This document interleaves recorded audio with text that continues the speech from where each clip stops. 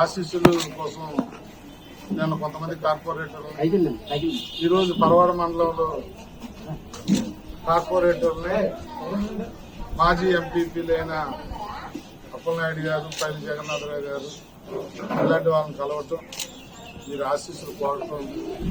ఎందుకంటే తెలుగుదేశం జనసేన మీటింగు బండారు గారు పెట్టే వరకు ప్రచారంలోకి వెళ్ళాం. ఆ మీటింగ్ వరకు వీళ్ళు ఖాళీగా ఉంటున్నాం అని జనాలకు అపోహ రాకూడదు, ఏమీ ప్రచారం చేయట్లేదు అనుకోకూడదని చెప్పి అలాంటి పెద్దల్ని కలిసి ఆశీర్వాదం కోరటం జరుగుతూ ఉంది. 2 రోజుల్లో బండారు గారు కూర్చుని ఎలా చేయాలి, ఏం చేయాలి అనేది ప్లాన్ చేసుకున్న తర్వాత ప్రజల్లోకి వెళ్తాం. ఇప్పుడు పెద్దల్ని మండలాల వారీగా కలిసి వారి ఆశీర్వాదం తీసుకుని ముందుకెళ్తా ఉన్నాం. రమేష్ గారు అనకాపల్లి ఎంపీ అభ్యర్థిగా పోటీ చేస్తా ఉన్నారు. ఆయన కేంద్రంలో మంచి పొలుగుబడి ఉన్న వ్యక్తి. ఇండస్ట్రీ పరంగా మంది ఇక్కడ ఎన్టీపీసీ కానీ, హిందూజా కానీ, ఈ ఫార్మా కంపెనీస్ కానీ పెద్ద ఇండస్ట్రీ బిల్ట్ అయిన మన దగ్గర కేంద్రంలో సీఎం రమేష్ గారి ఎంపీ అయితే ఏది కావాలంటే, ఏ బెనిఫిట్ కావాలంటే ఆ బెనిఫిట్ ఆయన ద్వారా మనం చేయించుకోవచ్చు.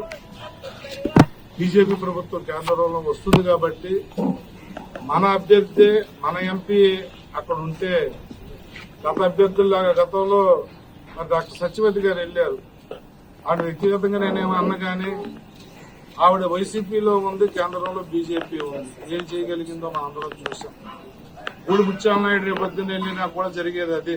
గూడుబుచ్చాల నాయుడు బీజేపీ మనిషి కాదు, బీజేపీని అడగలేడు, అడగటానికి ఆయనకి అసలు ఆ పరిచయాలు కూడా ఉండవు. పీఎం దగ్గర నుంచి, ప్రధానమంత్రి దగ్గర నుంచి ఎవరి దగ్గరికి వెళ్లాలన్నా సీఎం రమేష్ గారికి అంత పొలుగుబడి ఉంటుంది. అపాయింట్మెంట్ లేకుండా వెళ్ళగలిగే సామర్థ్యం ఉన్న వ్యక్తి. అలాంటి వ్యక్తి రమేష్ గారిని గతంలో 2009 నుంచి 14 వరకు ఇక్కడ ఎమ్మెల్యేగా పనిచేసిన నేనంటూ మీకు తెలుసు. మనందరం కూడా అన్నదమ్ముల్లాగా, ఎమ్మెల్యే కార్యకర్తలు నాయకుల్లా కాకుండా అన్నదమ్ముల్లాగా ఉండి అన్నదమ్ముల్లాగా కలిసి ఇదే సందర్భంలో అన్న అప్పలనాయుడు గారిని నేను రిక్వెస్ట్ చేస్తా ఉన్నాను. గతంలో కూడా మనకు మంచి సంబంధాలు ఉన్నాయి. మీరు ఎంపీపీగా ఉన్నప్పుడు, మేడం సర్పంచ్ గా ఉన్నప్పుడు కూడా మీ కుటుంబంలో నాకు మంచి సంబంధాలు, నేనేంటో మీకు తెలుసు కాబట్టి మీరు మీ సాయం కోరుకుంటూ ఈరోజు సెలవు